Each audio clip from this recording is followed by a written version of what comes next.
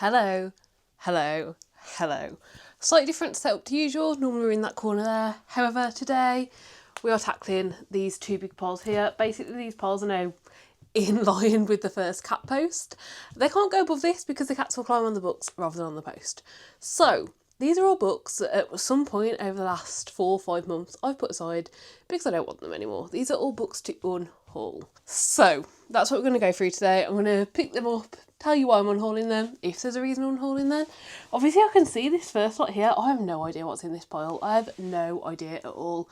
We're just going to go through them, tell you why I'm unhauling them, and that's basically it. That is basically it. I do enjoy filming these unhauls, especially like, I know there's some books there where it's like, I wish I didn't want to unhaul them, but it's got to that point, and I definitely will talk about that as well. There's a few books that I haven't read, and there's some books that I've read and have just, in my personal opinion, been very, very crap. So, I don't want them. So, let's just get into it. Okay, let's get started. Net to the Wicked. I DNF'd this at like 70-ish%. I've got the exact percentage written down in my reading journal, but I DNF'd this. I should have DNF'd this a lot earlier. I can't remember anything exact now, but I can basically remember this is marketed and this is trying to be a fantasy romance, and this is just abuse. There was no romance. There was no anything except for an abusive relationship, in my opinion, how I interpreted things.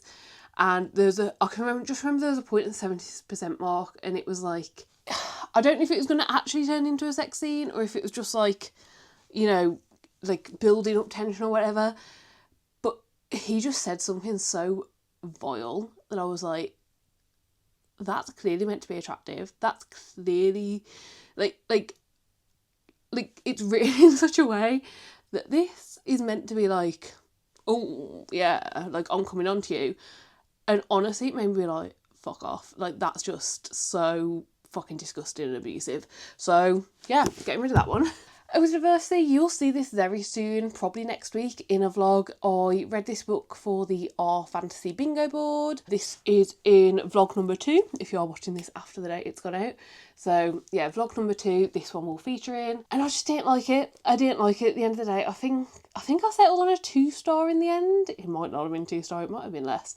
But I think I settled on 2 stars. It really just wasn't for me. I'm nervous that it wasn't for me because this is by Ursula Le Guin, and also known as Ursula K. Le Guin, and I have 2 other books from her. I actually only thought I got 1, but I was only thinking fiction. I also own a non-fiction, but the writing and the characters didn't work in this for me. So like, I didn't enjoy the writing, I didn't vibe with it, I really wasn't getting along with it, and I didn't like the characters, so it was just a mashup where it wasn't working at all. Then we have Pax. This is a middle grade book. I mean, it was fine.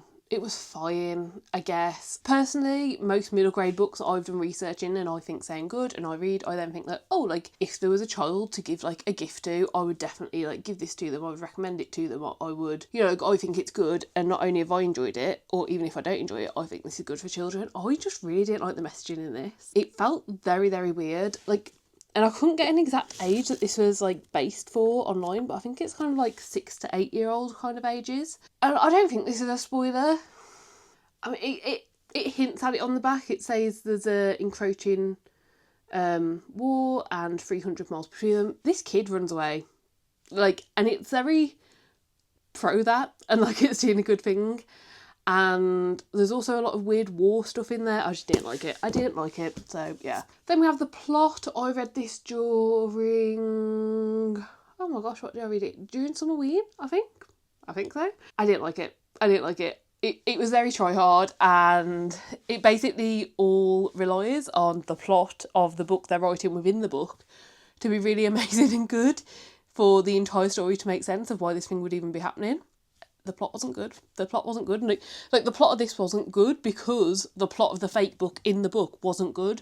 And the whole thing was about the plot of the fake book, and then the plot, when it got revealed, was shit. So, yeah, not for me. Oh, I'm also getting rid of the Sin-Eater's Daughter, and if I pull from the other pile, I'm getting rid of the other 2 in the series as well. So I think the next one along is the Sleeping Prince, and then the other one is the Scarecrow Queen. I read this one a few years ago now, and I can remember enjoying it. I can remember having a fun time. Can't remember much else. I tried to pick up the Sleeping Prince, and I think I read maybe a chapter or 2. I didn't give it a super fair shot, but I could tell by the first chapter or 2 that it was much younger reading than I expected it to be. Like, it is YA, but it was reading like very young YA, and I could just tell I wasn't going to like it. And unfortunately, the time for me enjoying this series passed before I could get to it, so I'm getting rid of these 2 books. So I'm just never going to read them because like I really didn't vibe with the first couple of chapters of The Sleeping Prince. So getting rid of The Sleeping Prince, The Scarecrow Queen and St. Eater's Daughter. Oh, and then, okay, so I guess I should preface this with saying these 2 and then the next 6, they came when I was redoing my bookshelf. So I redid my bookshelf downstairs, which are all my read books, and I've run out of room. I've run out of room and there is no more space for bookshelves in this house. We do want a few shelves put in the living room, and I reckon either non-fiction or mystery will get moved down there because they're both genres that me and my partner both enjoy. So I imagine that like whether it's my books or his books, we'll move like one of those genres downstairs onto those bookshelves when we get them put up. But like it's probably going to be a year. So right now I've got no spare room. So I was being quite ruthless, and I decided I'm getting rid of This Poison Heart and This Wicked Fate. I don't think these are bad at all. Like, I enjoyed both of these. This Poison Heart I absolutely loved. This was great. This is book 1. This Wicked Fate, I just didn't think it was that strong of a sequel, and it is only a duology, and I just didn't love it as much as this one, so it was a bit of a letdown. And for that reason, I had already got in my mind, like, if I was ever to reread these, I would only reread the first one. Like, I didn't care about rereading the second one, and then I didn't see the point of keeping the first one and not the second one, especially because these are available at my local library, so I don't think I'll ever reread them, but if I did want to in the future, I would be able to. So, yeah, I am getting rid of both of these. These are kind of the first ones in this where I'm like, they're not bad books. I would still recommend them, especially if you still enjoy like YA writing, YA stories. They're very fun. These are like, they're not really retellings, but they've got a lot of like mythology grouped in with them. So yeah, very, very fun. Okay, and then we have the most disappointing part ever, and this is most disappointing because probably, in fact, well, you're going to be watching right now on whatever device you're watching on, and somewhere there'll be, it says Heather's Novel Perfection. There's a little picture, and in that picture I'm not actually confident, I should have checked before saying this, but either book 3 or 4 of this series is in that picture for being like a really amazing book that like I felt like represented me as a reader and I wanted in that profile picture. And now I'm getting rid of all of them because book 5 was dreadful and book 6 was worse. So yeah, this is the Plated Prisoner series. I thought the first 2-3 books were great, amazing. Book 4 just didn't quite go the direction I wanted. Like, I still had a good time reading it. I think I still rated it very highly. Like, I think it was still like a 4.5 or something like that. But it just wasn't quite as good as the first 3. Book 5 was dreadful, and book 6 was just no. So I'm getting rid of the whole series. I did strongly consider, do I just keep the first 3 or the first 4? But at the end of the day, like, they all end on cliffhangers, they all end incomplete. I'm never going to reread them because I do now have negative feelings attached to this because of the final 2 books. So yeah, I'm going to be getting rid of these. I don't think I've tabbed any of them. I know there's a tab hanging out of this last one, because I put a tab in on the last page because there's loads of stuff after the last page and I was like really wanting to finish it. And there are 2 tabs in this book here. I'm hoping I haven't highlighted it and then I can just sell them all as a big set and not like split them up. But if I have highlighted it, I guess I'll just split them up. But yeah, unfortunately it just didn't hold up.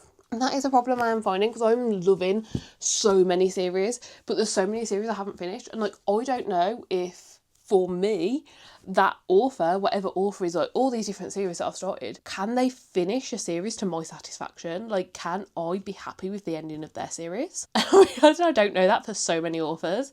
Like, I don't think I'll pick up another Raven Kennedy because of how bad the ending got. Even though the start of it was so strong, I'm like, yeah, I can imagine picking up more books and like loving books 1 and 2. But like not enjoying it by the end of the series. So like, that's not it for me. But yeah, it is definitely making me think that next year we're going to have to prioritise finishing some series because I don't want to keep buying books that I'm not going to enjoy. Right, let's get the next pile out. Okay, a lot of these, in fact, have I read any of these? No, okay, these are going to be super quick. I haven't read any of them. And they've all come off of the TBR shelves when I've been making ruthless cuts. The 5th Wave, I just don't think I'm going to enjoy it. I genuinely don't. I think if I'd have read it 10 years ago, I'd have loved it, but unfortunately I think the time's passed. A lot of these, like, I'll have flipped to a random page and read a bit of and tried to figure out if it's for me, and I think, unfortunately, my time's just passed for this one, and that is okay. There's so many books I want to read. If I'm no longer interested, I am no longer interested. And then I am unfortunately getting rid of The Lord of the Rings. I have started reading The Hobbit and I'm absolutely loving it. So I definitely will repurchase this, but this is just a really old copy. Like, it's a second hand of a second hand of a second hand. Like, it's been passed around so much. And I'm trying to get a bit more ruthless with my books. I'm trying to make sure that the books I'm keeping are going to be in good condition. And this one is in bad enough condition, like especially at the top here, that I'm worried about it being near my other books. I mean, I'll probably just put this in like a free little library or take it to a charity shop. I'm sure someone would love this. Like, it's a super old edition. I've had it years and years, but I've never read it. And I don't think I'm going to feel comfortable reading it. I have a lot of like... sensory wise, like if I basically when I'm flipping the pages, I'm struggling to hold the pages, and I feel like I'm going to just constantly want to wash my hands holding this book. I don't think it's actually that dirty. I'm sure someone who knows what they're doing could like properly wipe this down, maybe even sand it. I've seen people do that before where they just sand the top layer off, and like if nothing's passed through to the next layer, then it's fine. I've seen loads of people online do that sort of thing. Unfortunately, I just don't have that skill set. I am no good at picking out my books from the charity shops and bringing them back and disinfecting them and popping them in the freezer, so I feel confident in the books that I'm selecting. But it's taken time to learn that, and I think that's where my skills for that sort of thing end. I don't think I personally want to take it any further than that with how I care for second-hand books I'm bringing in. So that one's got to go, but it will be repurchased at some point. But somehow this one slipped through my purge. I don't know if it was earlier this year or late last year, but this is another Neil Gaiman book that I owned. Don't want to read from them now for obvious reasons. Then we have two books that I picked up so long ago. I picked these up from Free Little Library, so I will be taking them back there. I think this is a Motorcycle Club dark romance, but it's really thin, and this is a Halloween dark romance. It is Halloween time again. I think this is the third Halloween I've had it, so like that kind of tells you how long it's been. But I picked these up from a Free Little Library because I was just so shocked to find them there. Like, normally they're very like cutesy older people books, and I even like filmed a bit of it, and I was going to do a vlog where it's like reading smut I found in a Free Little Library. I actually figured I just don't care to do that. Like, yeah, do I think it'd be funny? Yeah, but I think I'd just be really uncomfortable the entire time. When I picked these up, I don't think I was even reading romance. I do now read quite a few romance a year, and I now know what I like, and I now feel like I know even more that I'm not going to like these. Like, even just the length of them alone, I know that I do want like long romances. I want like 400, 500 plus pages, and yeah, these are just not for me. It was a really funny video idea, but I never made it at the time, and I think now that I know my taste, making it would just be me hate reading them rather than actually being like, you know, there is a small chance I'd like them. Yeah. I'm then getting rid of the Labyrinth series by Kate Moss. So Labyrinth and then books 2 and 3. I'm getting rid of these. Basically, I don't think I'm actually interested. I think they sound really interesting, but they are historical-esque. Like, some of the book takes place in like kind of modern day, but it's like 2005, but then a lot of it takes place in like 1209. And I just don't think they're for me. I know my reading tastes better now than when I purchased these 4 years ago, and I don't think I'm going to like them, so I'm going to get rid of them. They're taking up loads of space because for some reason I collected the entire series. I'm going to get rid of the Tattoos to Auschwitz. I have got rid of most of my like fictional books about war and stuff just because I don't want to read it. In that note, I'm also getting rid of the Librarian Auschwitz for the exact same reason. Like, I don't want to read fiction about those sort of times. I would much rather read non-fiction. And I am now like into my non-fiction groove and know what I enjoy and don't enjoy, and I read a lot more non-fiction, which has kind of just doubled down on my feelings. You know, like this one here says based on a true story. Well, I'd rather find some sort of like written version of the actual story. So yeah, those two are going. I am also going to get rid of Gone Girl and Girl on a Train. Now, these are two different books and by different authors, I know that, but essentially these are thrillers that have been on my shelves for a long time. I don't read many thrillers. I read quite a lot of mysteries, but not many thrillers. And these are like the classics. I feel like these are, at least for me and my age, I'm like 29 now. When I was growing up, these were like the first thrillers I ever heard about. The first thrillers that ever got like buzz and hype around them. And I always thought I'd read them at some point. In the last 2 years, both of these have got spoilt for me. Like, in very, like, silly ways as well. Like, I, you know, always have avoided this content. And it has actually been, well, Gone Girl was for a true crime video of me watching a deep dive into an entire case, understanding it, knowing that case. And then because I'd watched all of that case, getting a video recommended to me about that case, that was basically written as, I won't say it in case you know the case, but basically like this person tries to do Gone Girl in real life. And I'm like, oh, now I know exactly what happens in Gone Girl. And Get on a Train, I think I just saw a clip on TikTok at some point, which is really unfortunate. Like, I do think this was made into a movie at some point. I think I saw a clip and I was like, oh, I think quite a big reveal has just been spoilt for me, and I actually don't care that much about it. So getting rid of both of them. That is all of it. That is all of the books. That is everything. How many am I getting rid of? 1, 2, 3, 4, 5, 6, 7, 8, 9, 10, 11, 12, 13, 14, 15, 16, 17, 18, 19, 20, 21, 22, 23, 24, 25, 26, 27. 27 books are gone. Yeah, that's it. That's it from me. Those are all the books. I'm now going to attempt to take a thumbnail with these books, which, you know, should be interesting. But yeah, these books just aren't serving me anymore. There's so many books, as you can see by the fact there's 2 TBR shelves here. So many books that I want to read and I'm excited to read, and so many books on my red shelves downstairs that I 100% see myself rereading at some point in my life and absolutely love and adore them. I don't need these ones, so they're going to go. Yeah, I really do hope that you enjoyed this video. Please do give it a like if you liked it. Subscribe down below if you'd like to see more content like this. I do have reading videos, reading based, bookish based videos. Hopefully, fingers crossed, coming out every Wednesday and Saturday. And yeah, that's it from me today. Hope you enjoyed. Bye.